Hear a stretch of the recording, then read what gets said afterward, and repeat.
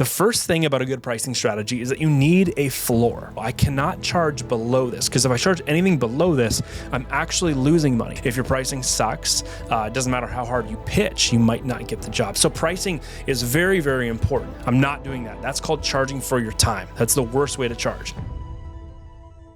What's up, guys? Welcome back to the podcast. Happy New Year. This is episode 1 of 2026. 2026. And we are starting it off with a bang. Yeah, we're so excited you're here. Welcome to 2026. It's crazy that we're already in 2026. I feel like 2025 flew by. Yeah. Maybe you felt the same, but we are in 2026, and we're super excited for this episode because we thought we should start with a pricing episode. The easiest way for you to grow your business in 2026 is not by working harder, is actually just by changing your pricing strategy, pricing your work in a more effective way, a more strategic way.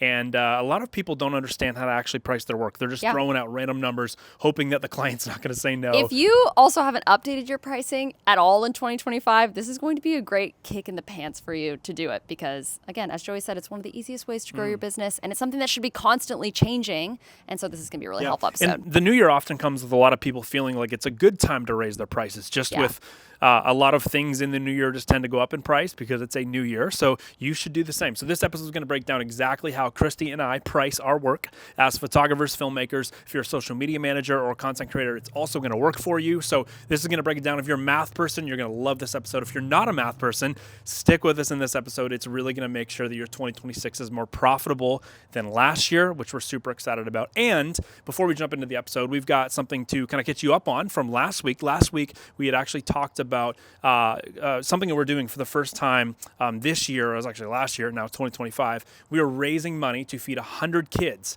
as a community for the whole year of 2026. So that's feeding a kid every single day, Monday through Friday, for the entire year of 2026 with a partnership through Convoy of Hope's children's feeding program. Now, Convoy of Hope is one of our favorite charities. They are a really, really great charity based here in the U.S. They're actually legit. They're one of our favorite charities, not just because of their programs. They've got awesome women's empowerment programs, disaster relief programs, children's feeding programs, but they're also one of our favorite charities because they are incredibly above board. They win awards for how they treat their finances and how they really split everything up and just the way they manage the money that they're really given in order to do good in the world. And we really appreciate that. Yeah. So we've come to love Convoy, and we decided a couple weeks ago we should partner with Convoy Hope and try and get our creative community here at Creative Rise to try and feed an entire village of kids, 100 kids, for every single day of 2026. And how we're doing that is we're encouraging you to get involved with us in the one-day campaign. Now, the one-day campaign looks like this. You take everything you made last year,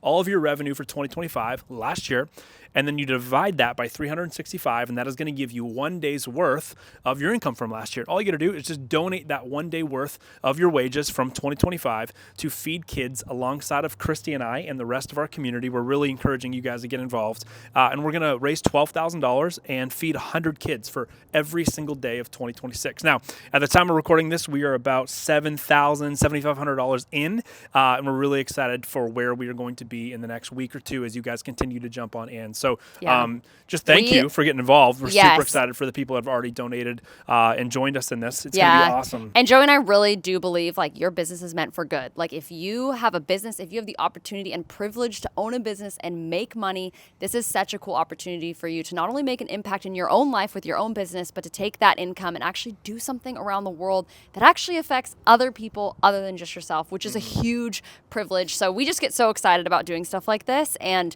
if you want to partner with us, we'd absolutely love that. So if you want to figure out your number, get your 1 day's wage, and then Joey, how can they donate if they want to? Yeah, if you go to Instagram, anywhere on Instagram, either respond to our stories, comment on our post, or DM it to us. Just DM us the word Convoy, or if you go to the link in the description of this YouTube video, Spotify episode, or Apple Podcast episode, you'll also see the link there. And thank you in advance for partnering with us in that. We can't wait to feed 100 kids and make sure that none of those 100 kids for the entire year of 2026 have any issues with going hungry, having a starving little belly, or any of the other health effects that come from malnutrition. So thank you in advance. Hope you love this episode. Here we go. What's up, everybody? Welcome back to another episode. Joey here. So glad you're here. Today we are talking pricing. Super stoked to break down our pricing model to you, show you guys how we price out projects, literally the flow, the step-by-step flow, and how we do it and how you can do it as well. Now, this is a really hot topic. This is a very, very important topic that we get asked all the time. Out of the 6 years we've been running this podcast and running Creative Rise, this is one of the biggest things that we get asked to talk about all the time. So I'm really glad you're here today, and then we're going to jam on this. I hope that this episode is the most impactful 15 to 20 minutes that you spend all week, all month, and potentially all year in terms of actually building your business. Pricing is the foundation to which everything else gets built off of. If your pricing sucks, it doesn't matter how hard you work, your business isn't going to grow the way you want it to grow, right? If your pricing sucks, it doesn't matter how hard you pitch, you might not get the job. So pricing is very, very important. And so I'm excited to chat about it today. Now, real quick disclaimer, a lot of people, if you're new here, you might be wondering, who is this guy? Who's Joey? Who's Christy? Well, I'm Joey. My wife is Christy. We run Creative Rise together. We started it back in 2019. And your next question should probably be, well, do you actually own a business? Like, where are you getting all this stuff from that you're teaching on this podcast? Yes, we own a business. Christy started her wedding photography business back in 2015, ended up traveling all over the world shooting destination weddings, and then ended up shooting brands. I started my content agency back in 2014. And that came to today, back a couple years ago, 3 or 4 years ago now, we actually merged both those businesses into one. It's called Spears Collective. And that's the business that we run now. We had our biggest month ever back in the beginning of 2025. We had $100,000 or $108,000 month. And last year actually went on to be a really, really great year in our business. And so we learned things as we do it. And then we share it on the podcast with you guys. We share it in different avenues of Creative Rise. And Creative Rise is just an avenue that we love because we really believe that there's never been a better time to be a creative. And we really believe in creatives getting paid to do what they love. And you do that by focusing on the business side of the business. So enough said about that. Let's jump on into pricing. So let's disprove a couple things real quick about pricing, okay? One of the things that I believed earlier on in my career, like I said, when I started my business back in 2014, that a lot of you guys might be subscribing to are a couple things right here. Number one, you're basing your pricing off of what other photographers or other social media managers on the other side of town, what other filmmakers and designers are pricing their work on. You really don't have any merit to it. It's just like, yep, that's what I heard, or I got that quote from that person.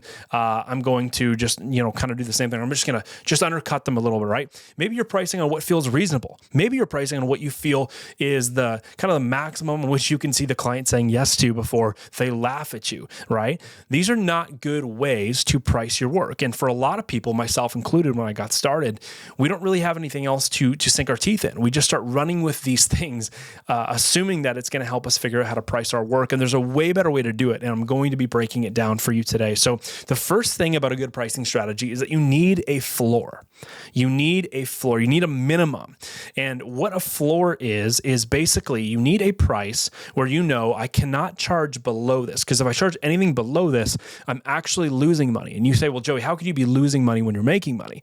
If you're not making enough money to cover the money you've already spent in order to operate your business, you are actually losing money. So every business needs a pricing floor. Your floor is going to come from two things. Your pricing floor is going to come from your cost to operate, your CTO, cost to operate, meaning all the things in the business that are expenses that are non-billable to a client. They're expenses that you just have to take on as the business owner in order to run the business. I'm going to break that down in a second. And then the other part of the equation here to figure out your pricing floor is the actual income that you want to earn that year from your business. So here's an equation, okay? Your cost to operate plus your target income equals your annual revenue goal. This is how you should be thinking about it. What are the expenses that are hard costs? These are the hard costs to operate my business that I cannot bill out to a client. And then what is the actual income I want to make from my business this year? Add those two things together, and that gives you your actual annual revenue goal, which is awesome. So your project floor price then comes from your annual revenue goal divided by the amount of billable hours you have in a year, and that equals your hourly floor. So how do you figure out how many hours you want to work in a year? Well, the average person working 40 hours a week full-time is probably working around roughly 2,000 hours in a year. Gives you a couple weeks off, 2,000 hours in a year. Now, here's the dilemma, though, that often us creatives run into. We think about that and we go, great, well, if we just charge by the hour, we can kind of hosh posh our way there, and that's going to make sense. But the problem is that we don't actually get paid for all 2,000 hours, right? If you think about your calendar, you're probably only shooting or working and producing for a client, whether it's filming, whether it's designing, whether it's photographing a wedding, you're only probably producing, actually delivering on your services for roughly like 20 to 40, at the very high end, like 40% of your working time, right? And so what we need to do is we need to actually take our annual workable hours, and then we need to figure out what are our actual billable hours, meaning how many hours of those, let's say 2,000 hours per year, are we actually like working in a way where it's billable hours. So here's what we're going to do. Stick with me for a second. You're going to find your cost to operate. I'm going to teach you about that in a second, which is all the hard costs, the expenses of what it costs to actually operate your business. Then you're going to find how many billable hours you have in a year. You're going to add your cost to operate with the amount of money you want to make for your target income. And then you are going to divide that by your billable hours in a year, and that's going to give you your project hourly floor. That's going to give you an hourly floor. Now, how do you then take that hourly floor and then get a project price? We're going to talk about that in a second, but stick with me. I want to break down what a CTO is, right? What a cost to operate is. I'm going to talk about what it is and what it is not. So I'm going to read a couple things right here. Your CTO, meaning the cost to operate your business, these are costs you cannot change. You cannot bill it out to a client for an individual job. These are costs like insurance. These are costs like software and subscriptions, accounting and bookkeeping, studio or home office expenses, healthcare, marketing and advertising, business systems and admin tools, and the list goes on. These are all things you can't bill to a client, right? These are things that you just have to absorb as the business owner. They're the costs of doing business. These are things that are not the cost of doing business, okay? These are things that are hard costs you can bill to a client. Things like travel, rental equipment. If you're renting gear, I had to do that this week for a shoot. We needed an extra lens. I had to rent that. I bill that to the client. That bills into the project. That's not something that's a hard cost. That's cost of doing, or cost of running the business, cost of actually operating, right? That is a hard cost that I can bill directly to the client. Another one would be location fees, contractors, editors, assistants, prop stylists, right? Anybody that is contributing to a project that's specific to an individual project, we would say that is not a cost to operate. That is just a project expense, okay? So those are the differences right there. You need to be able to figure out your cost to operate in order to really figure out your pricing. So what I want you to do is I want you to think about this. Take 10, 15 minutes, pause the podcast or carve out some time later today, and I want you to figure out the beginning of this formula. If you use something like QuickBooks, like we do, you can go into QuickBooks, download your profit and loss statements, throw it in ChatGPT, say, hey, take these categories: insurance, software and subscriptions, accounting and bookkeeping, studio and home office expenses, healthcare, marketing, advertising, business systems, and admin tools. Tell me exactly what I spent on that, right? That is going to give you your CTO, your cost to operate on an annualized perspective, okay? If you don't have something like QuickBooks, I need you to just estimate it, okay? Estimate what it's going to be in order to run your business every year based on what you spend on an annual run rate, okay? Now, here's what you do. Once you get your CTO, again, you're going to take that CTO, you're going to add it to the target income, the amount of money you want to make this year, the amount of money you want to earn, and that's going to give you your annual revenue goal. You then take your annual revenue goal, divide it by billable hours, and that's going to give you your hourly floor. So here's what you do. Now that you have your hourly floor price, and I'm going to give you guys at the end of this podcast an actual example of this and how it works, literally for a shoot that we rinse and repeat all the time. We did multiple of these this month, 2 of them this month. But before we get there, I need to say that a project floor price is not what you charge. You do not charge and quote your floor price. So you don't take your cost to operate, you don't take your income goal, you don't divide that by your billable hours and then be like, yep, sweet, it's $150 an hour or $200 an hour or $75 an hour, and you bill them that way. That's not how you price. If you've been around Creative Rise for a while, you know that we do not price for our time. We use time in the formula to figure out pricing, but that is not the most important piece of pricing, okay? So here's what you need to do. You need to take your hourly floor price, $50 an hour, $100 an hour, $250 an hour, $450 an hour. You need to then multiply that by the amount of hours you can estimate a project is going to take you in order to complete the project. Now, here's what's really important. I'm not giving a client that hourly rate and saying, yep, I'll bill you at the end. Here's my hourly rate, and we'll see how many hours it takes me. I'm not doing that. That's called charging for your time. That's the worst way to charge. I'm charging for the value of what we're doing. So I'm using my hourly rate, or our company's floor price, as we call it, and I'm multiplying that floor price by the amount of hours I think a job is going to take us, 10, 15, 25 hours. And that is going to give us a minimum project price, okay?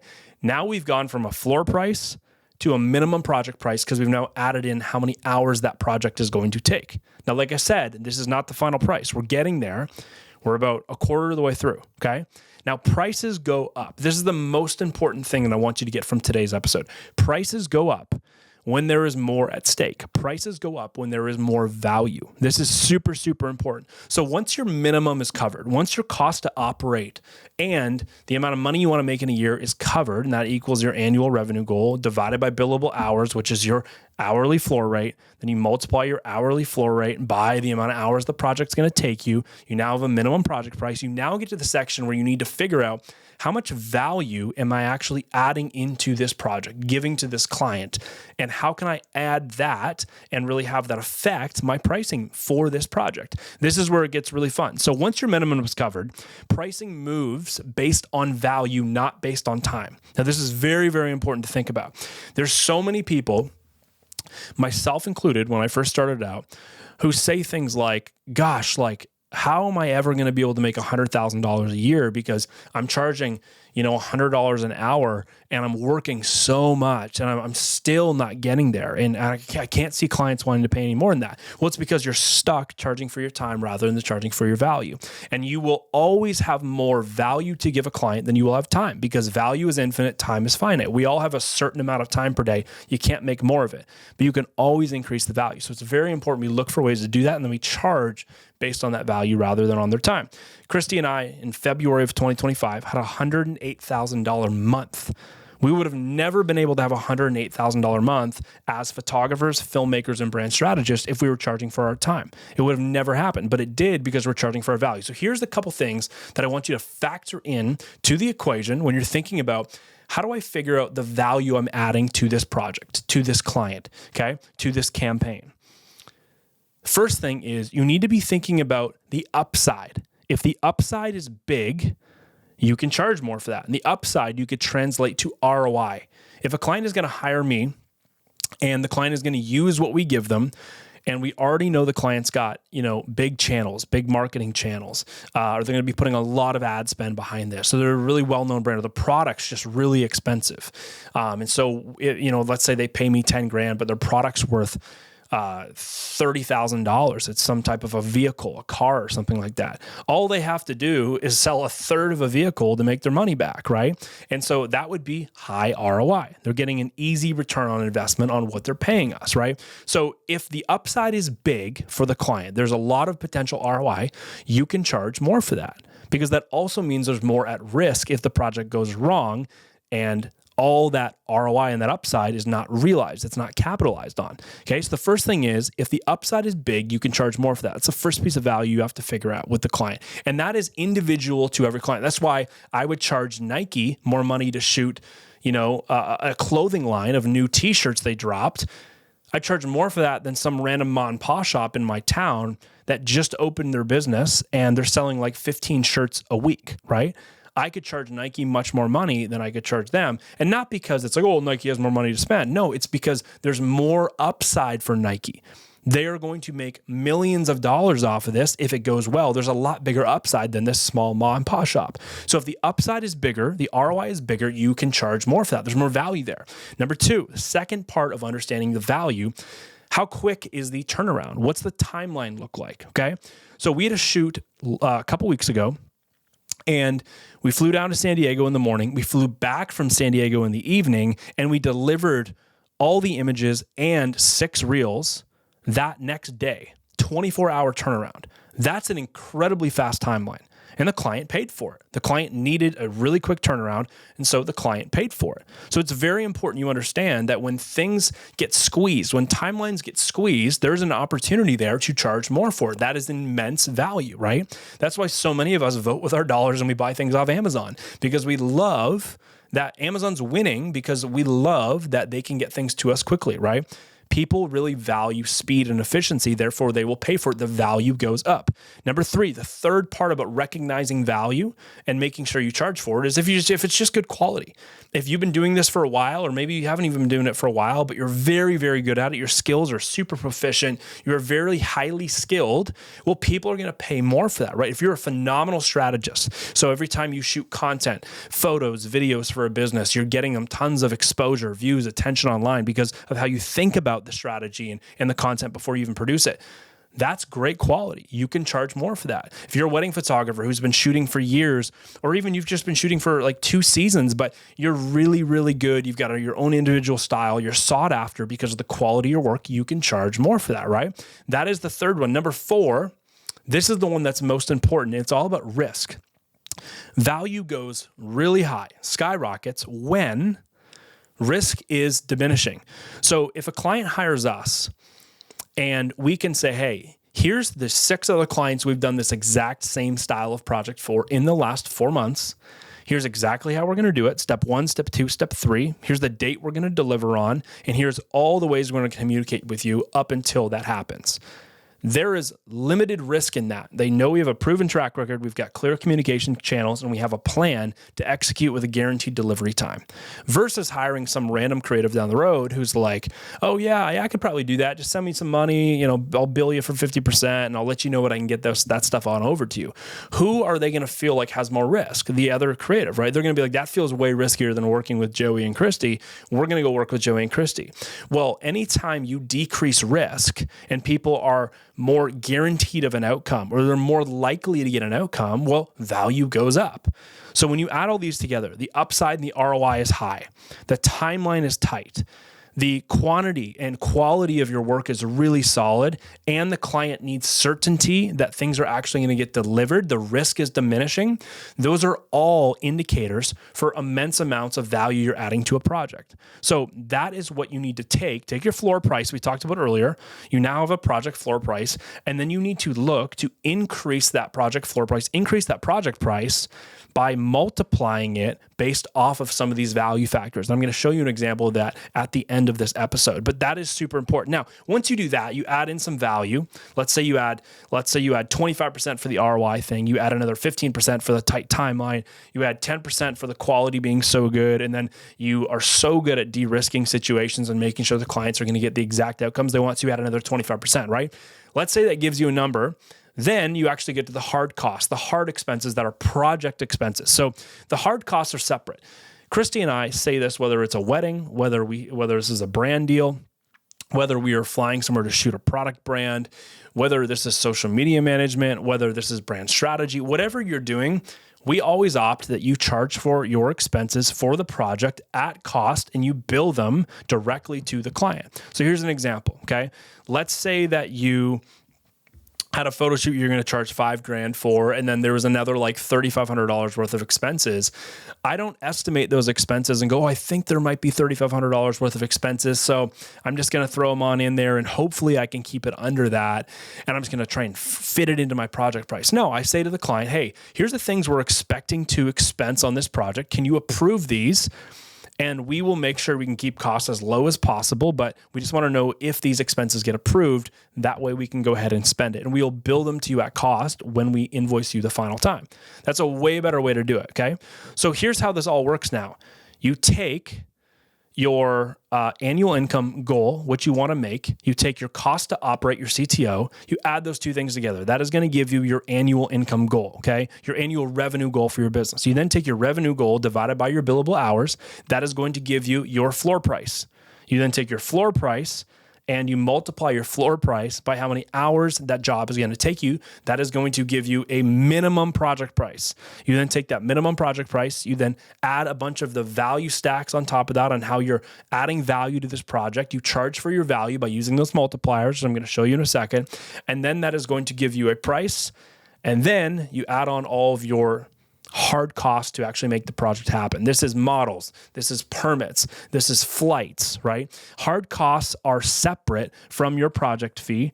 They build into the final price though. And so it's very important you take your project price and your hard costs, and that is going to add up into the final price. So here's an example. I told you guys this whole time I was going to give you an example of how this works. This is literally something that we have done multiple times. We do tons of these. Last year in 2025, we probably did 12 to 14 of these shoots pretty much at this exact same price. And I'm going to break down all the numbers for you right here. So let's say that we're doing a brand photo shoot, okay? We're shooting product. We're shooting some type of brand. It's a commercial project. Let's say we're on the hook for 40 images and 5 or 6 reels, okay? And we're going to shoot all this in one day. Here's what this can look like.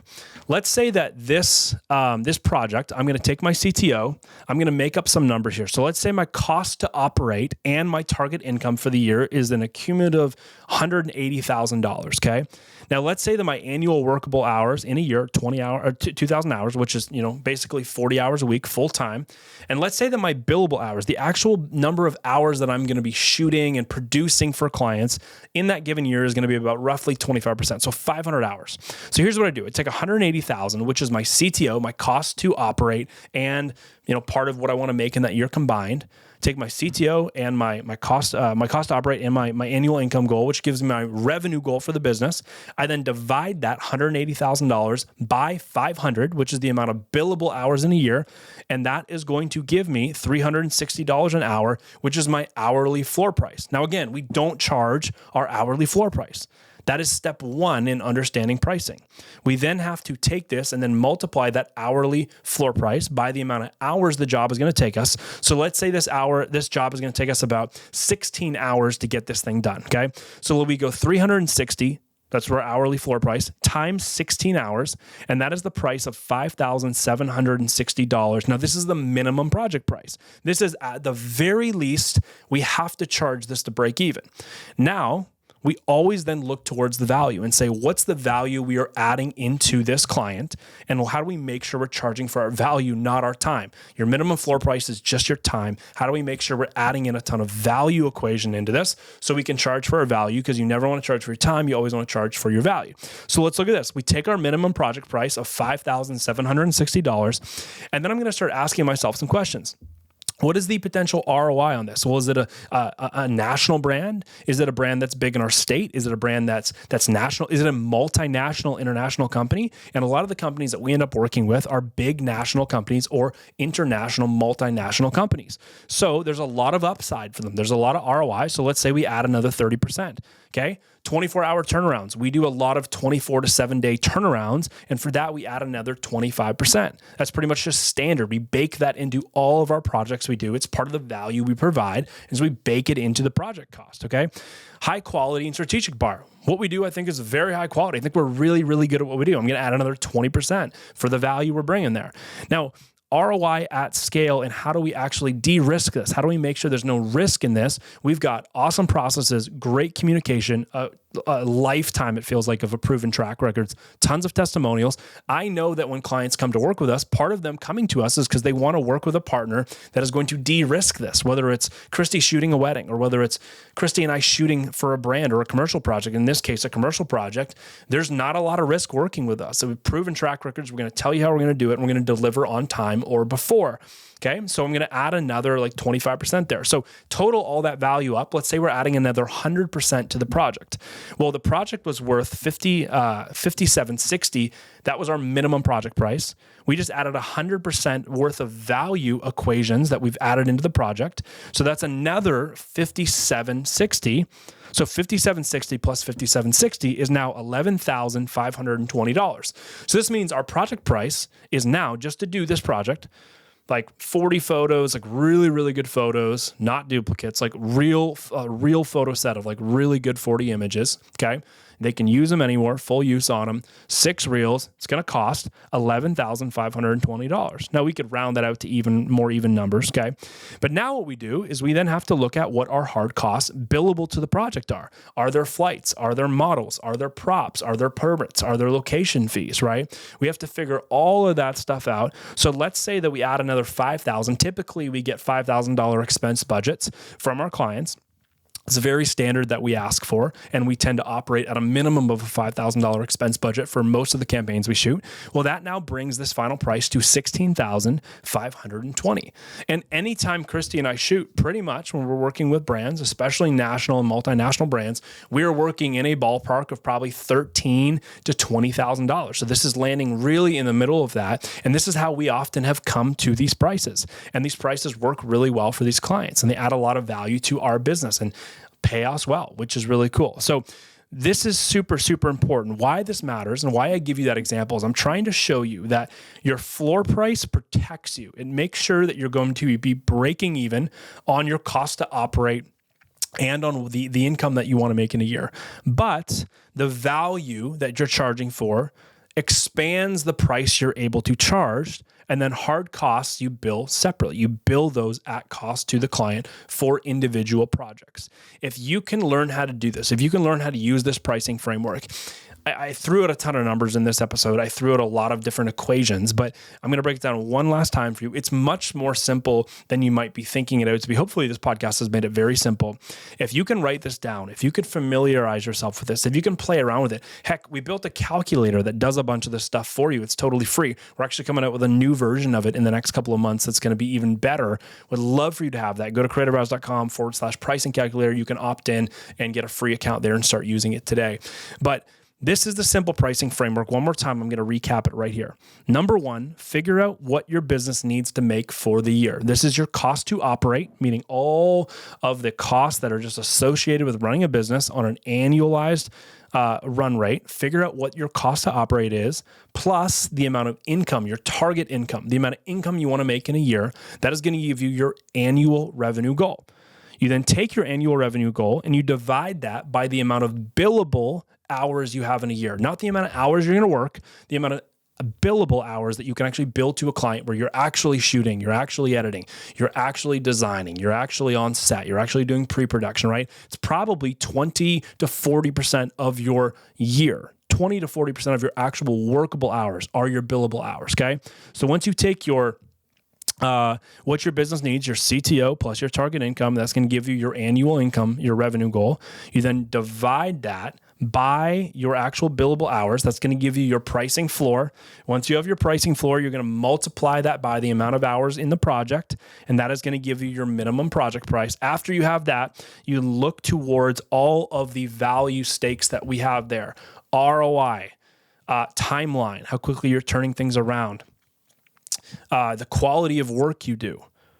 How are you de-risking the situation in the project? Those 4 things are massive value indicators that can increase your pricing. So you run your price now through that, and that's going to spit you out a project price, which you are then going to look at what is it actually going to cost to get this project done in terms of hard expenses that are billed to the client, flights, models, permits, props, all of those things. You add all that together, and that is going to give you your project price. And that, my friends, is how you price your work as a creative in 2026. And I promise you, if you do this and you do it right, you're going to learn how to build the muscle around pricing. You're going to get so much better at it. It's going to become second nature to you, where you can just rip off pricing really, really easily. And that, my friends, will be a really fun day. That'll be a good day. So hopefully this has been super helpful for you. If it has, make sure you let us know. Would love to hear some feedback from you on how this helped you today. If you've got a friend that you know is undercharging or is always struggling with charging, racking their brain with charging, whether it's in the wedding space, whether it's in the brand and commercial space, the influencer space, the content creator space, make sure you send them this episode. Say, hey, listen to this. You're going to have a better 2026 if you do that. And I'll end with this.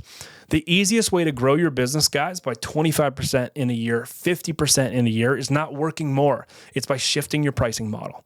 You can work the exact same, maybe even less than you did last year, but make more money this year by pricing strategically, pricing properly. And a lot of that's going to come down to how you price for your value, not just your time. I'll leave you with that. Hopefully you're having a great day, guys. From me, Christy, and the rest of the team here that makes this podcast happen, hopefully you're having an awesome day, and we'll catch you next week. All right, well, I hope you guys loved that episode on pricing and that it got you hyped up for building your business in 2026. There's actually a lot more, as you probably know, to building a business than just pricing. It's a massive piece of the puzzle, but there's actually 6 pillars to building a 6-figure creative business. And we know this because Joey and I have built multiple 6-figure creative businesses in our own spheres, and we know that these other things are so important, just as important as pricing. For instance, marketing, sales, all of that good stuff. It all cohesively matches together to build a system that operates in the wedding space, in the brand space, in the social media space, that builds 6-figure businesses. And so we've actually taken all of that information, those 6 pillars, and have broken it up into a 6-week program. And what that is, it's the 6-week mastermind. Maybe you've heard about it. We are running round 15 of the 6-week Creative Rise Mastermind coming mid-February. Now, we only take a max of 36 businesses every single round because we want it to be intimate. We want to work with you on your creative business to build it to be a thriving 6-figure creative business in 2026. So if you are interested at all in being a part of that mastermind, if you want to learn more about it, go to creativerise.com. There's a million buttons everywhere for you to join the wait list.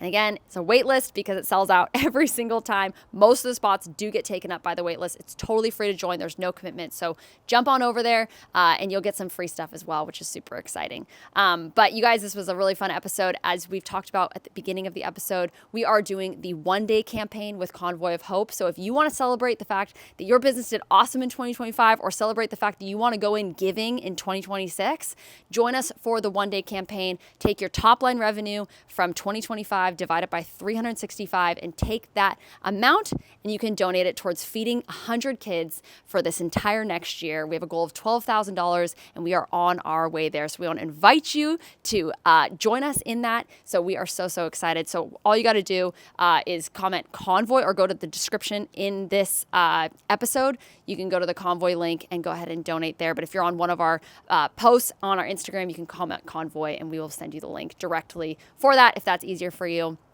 So we so appreciate anyone who's going to be a part of that. We are so excited because we've already donated and we're so excited to see those kids get fed this next year. And if this episode was helpful for you, if you've got a friend that maybe needs help with pricing, that you're like, hey, you definitely need to raise your prices, go ahead and send it to a friend. Make sure to subscribe to the show. And if you want to post it on Instagram and shout us out, tag Creative Rise, and we'd love to repost you and connect with you there. But you guys, we are so excited for 2026. We got another episode coming for you next week, so we will see you then.